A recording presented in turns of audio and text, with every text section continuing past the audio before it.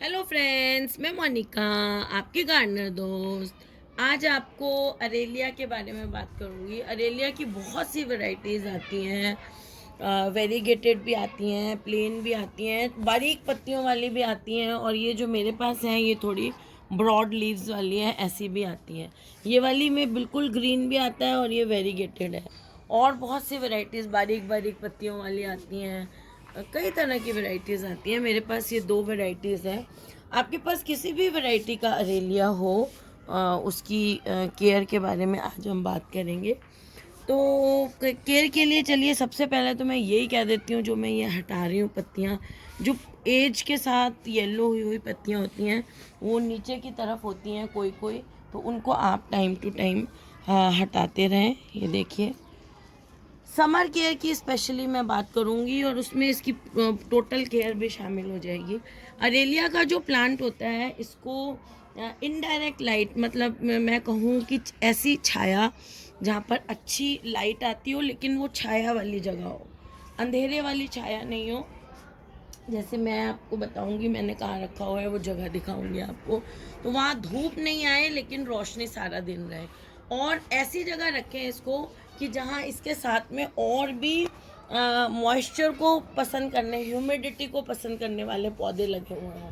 जैसे एग्लोनिमा लगा हुआ हो इसके पास फिडल लीफ भी लग सकता है। इसके पास ये अपना पीस लिली लगा हो सकता है, क्रोटन लगे हो सकते हैं। तो ऐसे पौधे जो खुद थोड़े से ह्यूमिडिटी लवर प्लांट्स होते हैं, उन पौधों के पास इसको लगाएं, ऐसी जगह में जहाँ पर धूप ना आती हो, रोशनी आती हो।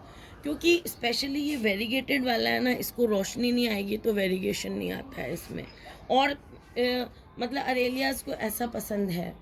पानी जो है, इसकी मिट्टी जो है वो ह्यूमिड रखें, मॉइस्ट सॉरी रखें इसकी मिट्टी। और थोड़ा सा ड्रायर साइड पे, मतलब ज़्यादा गीली गीली वाली मॉइस्ट नहीं हो।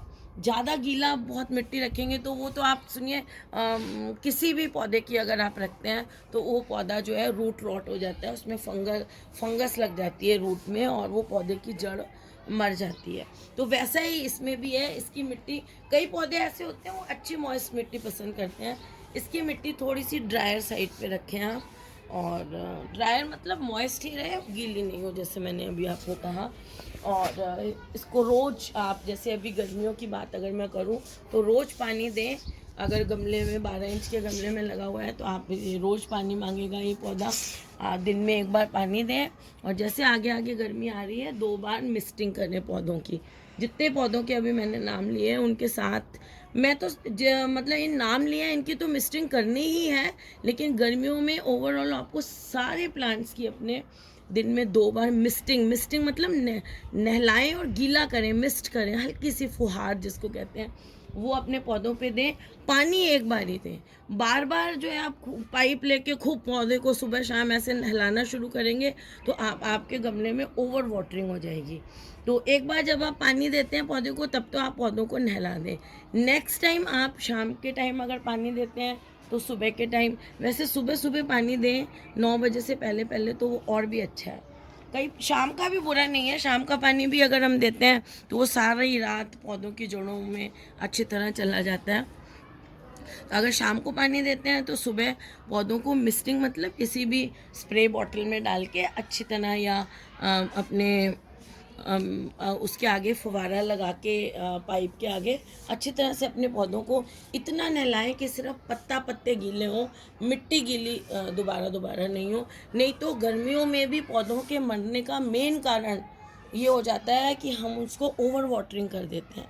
अगर हमने ग्रीन नेट लगाया हुआ है फिर भी हमारा पौधा मर गया, गल गया, इसका मतलब ये है कि हमने उसको, हमें लगा कि गर्मी है, ज़्यादा बार पानी दे दिया पौधे को। नहला दें दोनों टाइम, हम दोनों टाइम अच्छी तरह नहलाने लग जाते हैं तो नहलाने का जो पानी होता है वो मिट्टी में गिरता है और आपके पौधे की मिट्टी में ओवर वाटरिंग हो जाती है।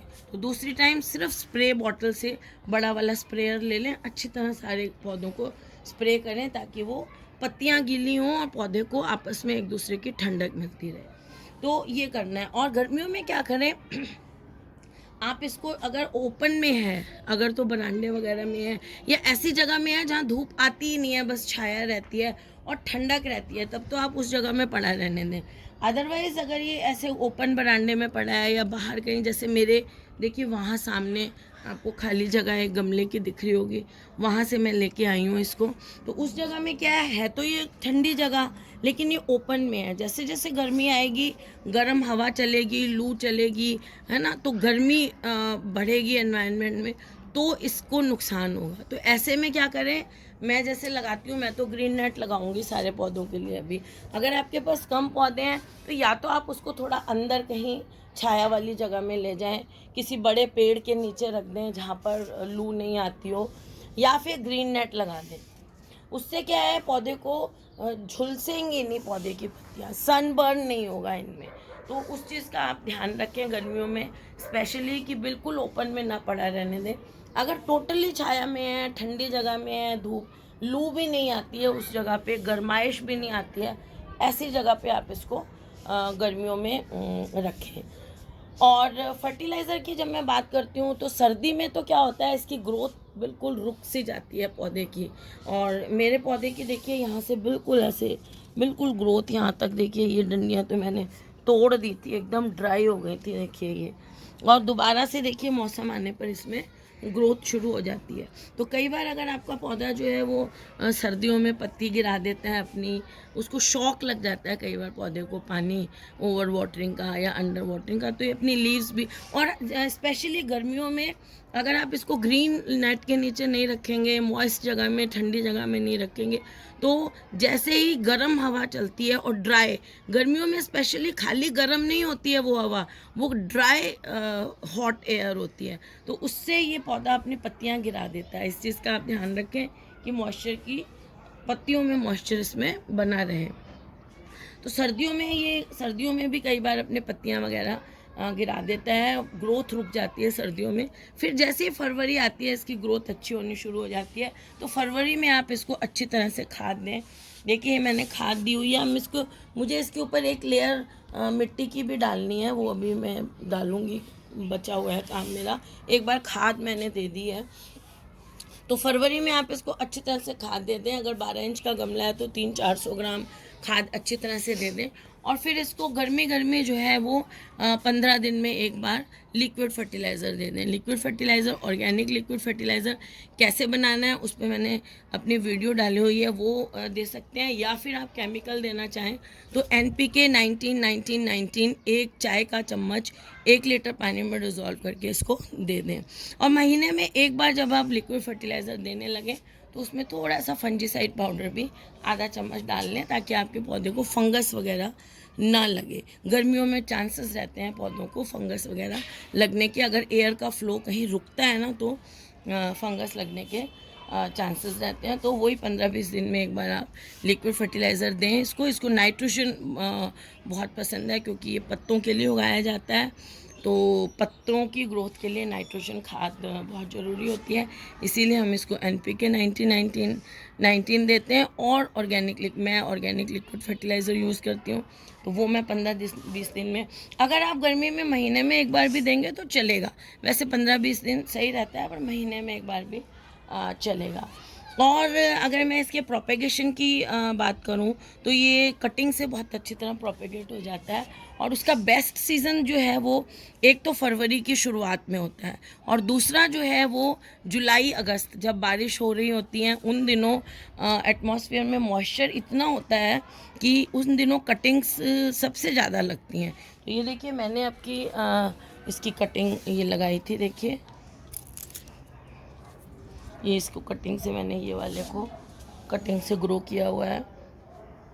वैसे मैं कटिंग से थोड़ा कम लगाती हूँ, क्योंकि फिर मेरे को संभालने के लिए मेरे पास जगह नहीं है।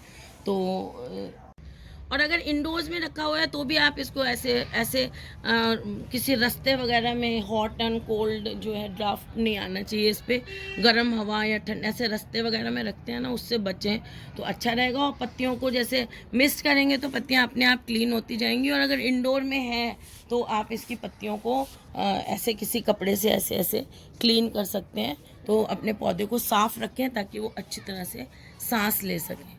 तो फ्रेंड्स, और 20 दिन में एक बार, महीने में एक बार नीम ऑयल का स्प्रे आप अपने सभी पौधों पे कर दिया करें, क्योंकि नीम ऑयल के स्प्रे से क्या होता है, पौधों में कोई भी पेस्ट फंगस लगने के चांसेस ही ख़त्म हो जाते हैं। और नीम ऑयल स्प्रे कैसे बनाना है उस पर भी मेरा वीडियो आप देख सकते हैं। तो फ्रेंड्स, अगर आपको ये वीडियो अच्छा लगा तो इसे लाइक करिएगा, शेयर करिएगा और मेरे चैनल को सब्सक्राइब करिएगा। और मेरा एक इंग्लिश चैनल भी है, उसे भी देखिएगा। ओके फ्रेंड्स, इंस्टाग्राम पे भी मुझे फॉलो कर सकते हैं आप। Okay friends, bye.